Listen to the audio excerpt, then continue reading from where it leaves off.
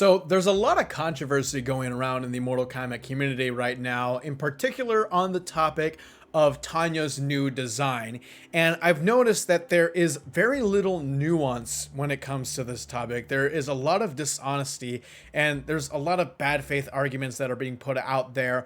And with this video, I wanted to give you guys my honest thoughts, my true honest thoughts on the issue, and I wanted to be as nuanced as I could possibly be and as good faith as I could possibly be, because that's just who I am on YouTube and that's just who I am as a person. You guys know that. I have a reputation for that. So remember, leave a like on this video to show your support, subscribe to the channel so you don't miss content from me, and lastly, join my Discord. The link is down below if you want to join in the conversation and talk about all things Mortal Kombat and be a part of a community. Make sure, once again, to click the link down below. So what are my thoughts on Tanya's design? I don't really recognize the character. She looks like a completely different character, like a brand new character, and she looks like she plays like a completely brand new character. And that is not to say that that quote-unquote new character looks bad. It just doesn't look good for Tanya, or at least it doesn't look recognizable for Tanya. I'll talk about gameplay first because I can kind of excuse that, or I'm not really attached to her gameplay side, but I'm still going to give you my thoughts on everything that I've seen so far. So I really haven't seen any of her recognizable moves and her traits in her gameplay. The only recognizable move that I saw there, or iconic move that I saw in there, was her drill, and that was pretty much it. Now, there could be a combat cast that comes out and they do a Tanya breakdown and she has more of her iconic moves in there. That could be possible, yes, but so far I'm going to judge what I see. And so far, from what I see, it just doesn't look like Tanya. And that could be a good thing and that could be a bad thing, because what if she is incredibly fun to play as a result of her new and revamped, unrecognizable quote-unquote gameplay? If she's fun to play, I don't think anyone should really complain, but I do think that keeping her iconic moves or keeping her iconic traits from her gameplay is a standard that you should probably hold when you're making a game or you're trying to adapt something from a certain thing, like when you're making a movie or when you're making a TV show and adapting it from from some sort of source material that you got. You should always keep the iconic traits there. And so for me, I've noticed that Tanya, her gameplay was very different in Mortal Kombat X compared to even Deception at MK4. And now that we're getting a completely new gameplay style for Tanya and MK1, there's no consistency there. And I don't like that. I wish there was consistency with every single character in this game or in Mortal Kombat in general. I'm not saying that every character has to play the exact same, but at least keep the iconic stuff there. And so far, I'm not really seeing all that iconic stuff there for Tanya in her gameplay. But again, her gameplay could look very, very good and play very, very good once we see a full breakdown of her moveset and when the game comes out. And if it is, I'm not really going to complain. But let's talk about her design, which is what I think a lot of people are getting at and want to know my thoughts on. Like I said, I don't recognize the character when I look at her because none of her iconic traits are there. Her traditional straight hair is not there anymore. Her white eyes are not there anymore. Her domino mask or the extensive black eyeshadow is not there anymore. And her dressy type of look with her clothes is not there anymore. The only iconic trait is that she's wearing yellow. And even though she's wearing yellow, she still looks like a brand new character. And again, if she was a brand new character, I don't think it would look like a bad design at all. And that's the big thing that I'm trying to get at here, is that this look doesn't look recognizable for Tanya the character. And the reason why this topic has become so toxic is because a lot of people are being called racist for not liking this new costume, this new design for Tanya.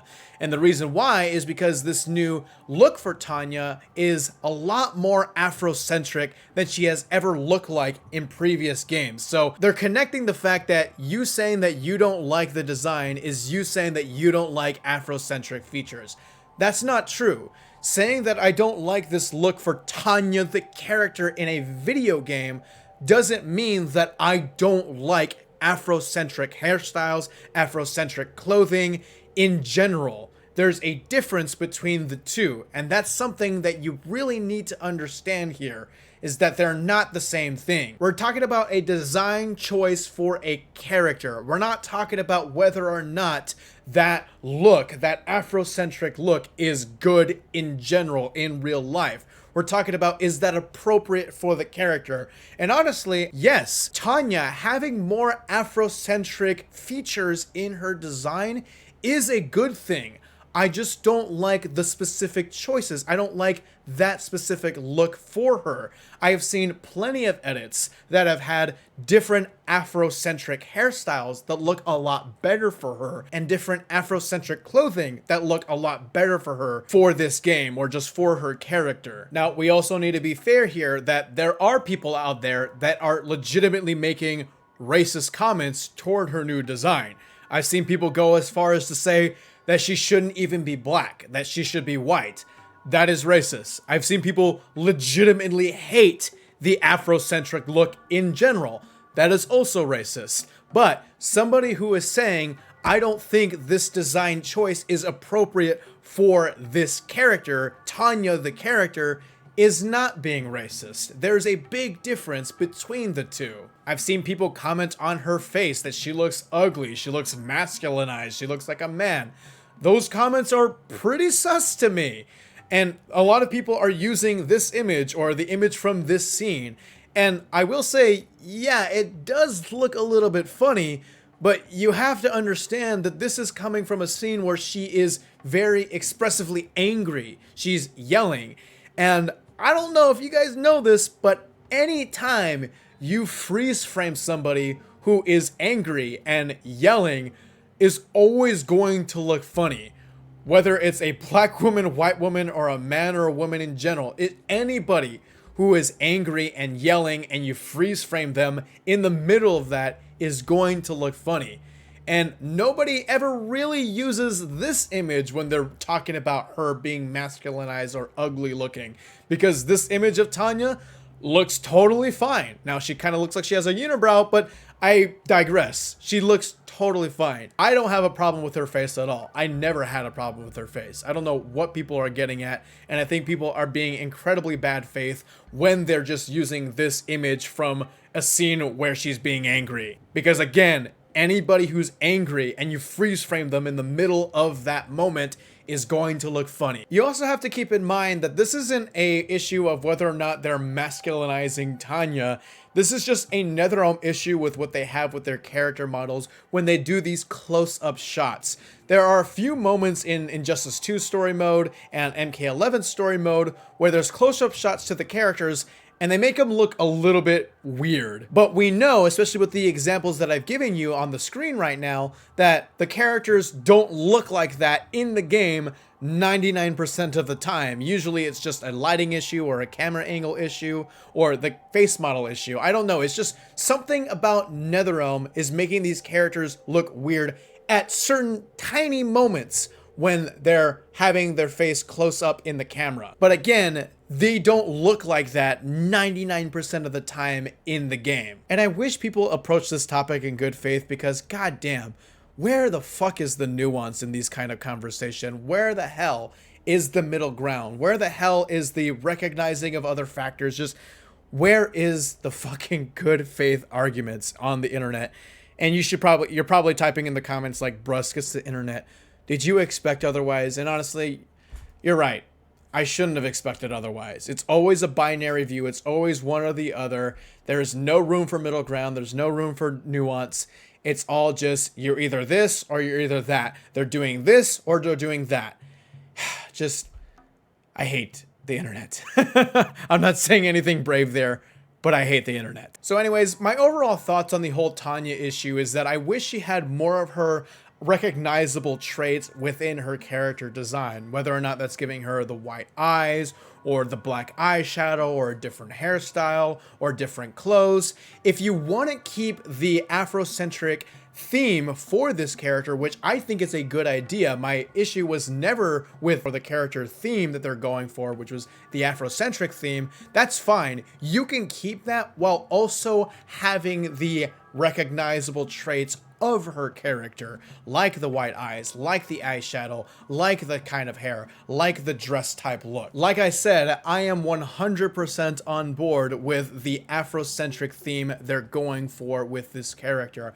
I just don't like the way they executed it. I think they could have done something different within that theme. Let me be clear here though, despite the fact that I may have disagreements with the character design choices, doesn't mean that I'm not excited to see Tanya in Mortal Kombat 1.